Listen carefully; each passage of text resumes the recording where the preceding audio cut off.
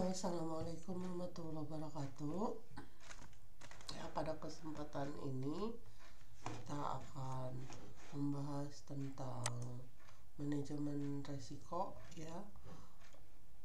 Nah, manajemen resiko itu ialah kita akan memikirkan tentang resiko ya. Jadi kalau pegawai itu misalnya celaka, terus gimana masa depan keluarganya gitu ya, istilahnya gitu lah ya. Nah, sistem manajemen keselamatan dana kesehatan kerja SMK 3 menurut Undang-Undang PP nomor 50 2012 yaitu nomor 1 kebijakan ketiga, kemudian perencanaan ketiga, pelaksanaan perencanaan ketiga ya. Jadi mulai dari perencanaan, melakukan, terus mengecek ya, terus pemantauan dan evaluasi kinerja K3, terus peninjauan peningkatan kinerja K3, kemudian terus menerus kita improve ya, jadi diperbaiki terus menerus.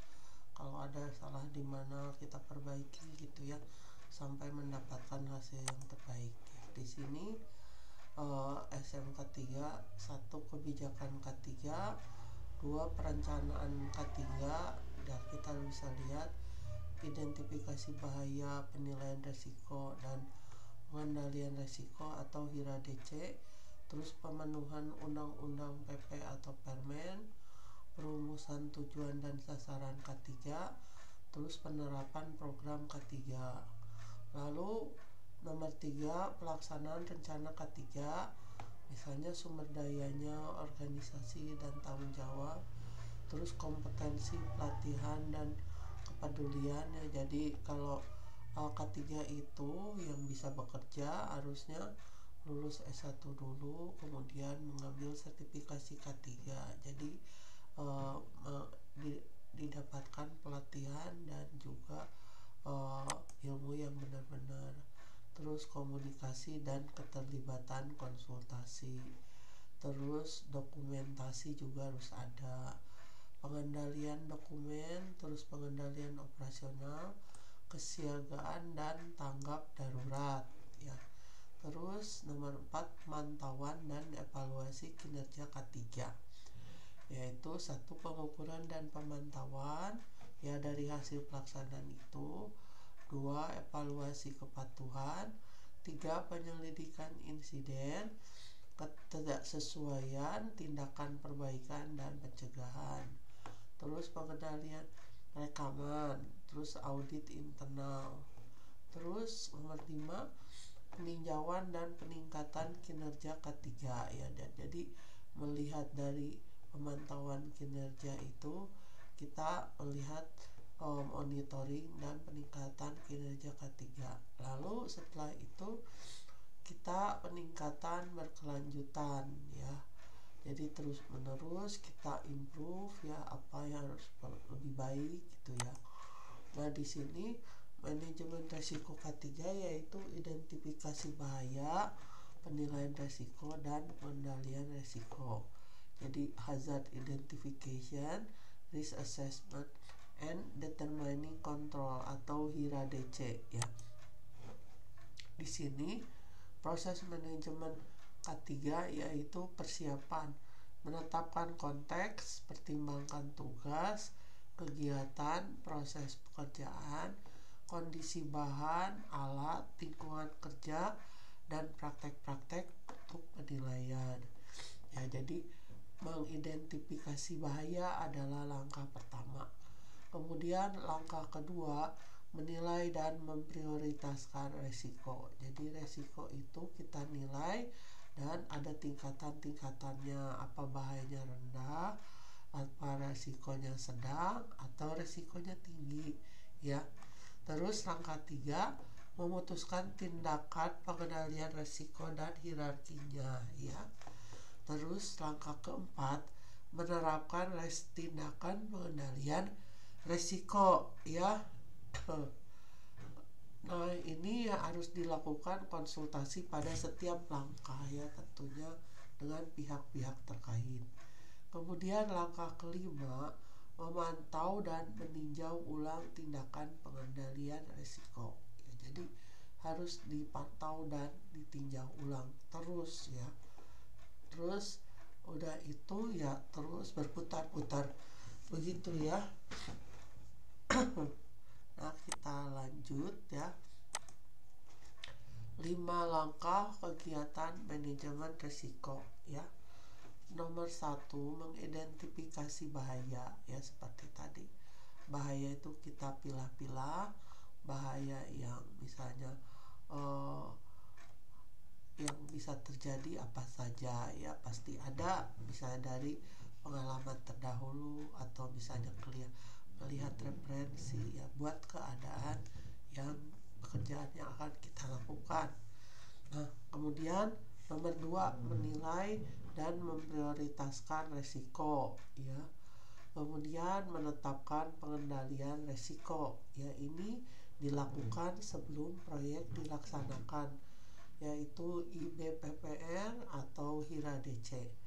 Kemudian menerapkan pengendalian resiko dan kemudian memantau dan meninjau ulang pengendalian resiko. Jadi ini dilakukan selama proyek dilaksanakan. HIRA DC yaitu identifikasi bahaya, penilaian dan pengendalian resiko, yaitu hazard identification, risk assessment, and determining control ya. Di sini pengertian. Nah, di sini resiko ketiga konstruksi, tapi kalau elektro juga kurang lebih sama ya, tetapi kita alihkan ke elektro resikonya dan bahan-bahannya juga ya. Jadi misalnya kalau konstruksi itu kan biasanya jatuh dari ketinggian ya atau apa. Nah, kalau elektro tentunya berhubungan dengan misalnya alat-alat elektro, misalnya generator atau pokoknya alat-alat yang berhubungan dan elektro ya. Jadi kalau ketiga konstruksi, ukuran kemungkinan kerugian terhadap keselamatan umum, harta benda, jiwa manusia, dan lingkungan yang dapat timbul dari sumber bahaya tertentu. Nah, kalau elektro yang terjadi pada pekerjaan elektro. Nah, kalau ini konstruksi. Manajemen risiko adalah proses pengelolaan terhadap risiko yang dimulai dari kegiatan mengidentifikasi bahaya ya, kita identifikasi dulu, kemudian menilai tingkat risiko dan menetapkan upaya pengendalian risiko. Kemudian penilaian tingkat risiko ketiga konstruksi dapat dilakukan dengan memadukan nilai kekerapan atau frekuensi ya. Jadi berapa banyak gitu ya, gitu penilaian itu terjadinya peristiwa bahaya ketiga dengan keparahan atau kerugian dampak kerusakan yang ditimbulkannya ya. Jadi ini penilaian ini tergantung dari seringnya terjadi peristiwa bahaya ketiga, terus parahnya kerugian dan dampak kerusakan yang ditimbulkan ya. Jadi kalau misalnya bahaya tampil parah, ini nilainya makin tinggi ya. Nah, bahaya segala kondisi yang dapat merugikan, baik cedera atau kerugian lainnya, atau bahaya adalah sumber, situasi atau tindakan yang berpotensi mencederai manusia atau sakit penyakit atau kombinasi dari semuanya. Manajemen resiko, bagian yang tidak terpisahkan dari manajemen proses. Manajemen risiko adalah bagian dari proses kegiatan di dalam organisasi dan pelaksananya, terdiri dari multidisiplin keilmuan dan latar belakang. Manajemen risiko adalah proses yang berjalan terus-menerus ya. Jadi mulai perencanaan sampai selesai, kemudian ada monitoring, ada evaluasi terus-menerus ya. Nah, di sini ada konsep hazard, danger, incident, accident, dan risk ya. Di sini hazard itu ya seperti seperti ini. Jadi tali yang membawa kotak ini box ya. Kalau danger ini terjadi kalau tali rantas ya atau putus ya. Jadi kalau ini masih bahaya. Tapi kalau misalnya danger itu mengakibatkan sangat bahaya. Jadi kalau tali ini putus bisa mengakibatkan orang tertimpa ya, dan bisa mengakibatkan kalau ini bebannya berat, orang itu bisa saja cacat atau meninggal ya. Nah, kemudian insiden tali putus ya. Jadi di sini near miss ya. Ini hampir kena tapi belum kena ya. Ini namanya insiden. Nah, ini tali putus tapi nggak kena, namanya insiden. Tapi kalau tali putus terus mengenai orang terus sampai terjadi kecelakaan, ini namanya accident ya, begitu. Nah, kemudian apa yang disebut dengan bahaya atau hazards adalah kondisi yang menghadirkan adanya ancaman terhadap orang, harta benda atau lingkungan, sesuatu atau sumber yang berpotensi menimbulkan cedera atau sakit, kerusakan, kerugian pada proses kerja, properti, dan lingkungan ya. Sisanya ini kan banyak banget ya, nanti kalian baca sendiri ya. Saya teruskan sedikit lagi.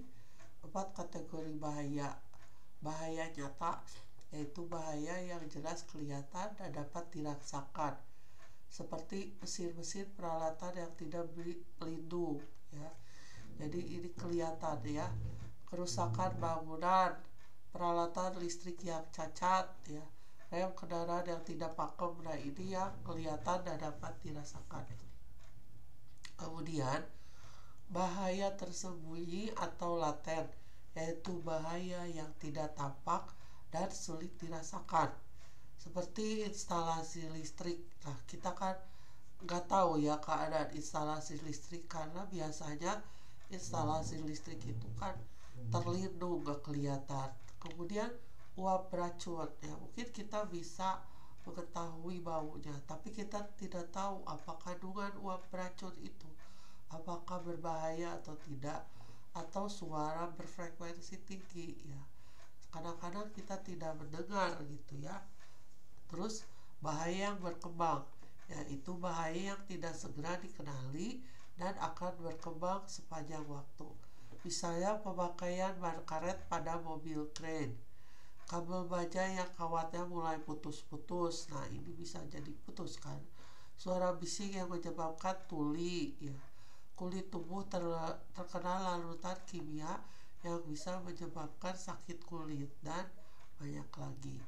Terus bahaya sementara, yaitu bahaya yang kadang-kadang muncul, misalnya ketika beban mesin terlalu berat atau overload listrik atau mesin yang kadang-kadang mati. Nah, ini bahaya ya kategorinya. Baiklah, saya cukupkan dulu, nanti saya sambung lagi. Terima kasih. Assalamualaikum. Dan silakan baca di file PowerPoint-nya ya. Makasih.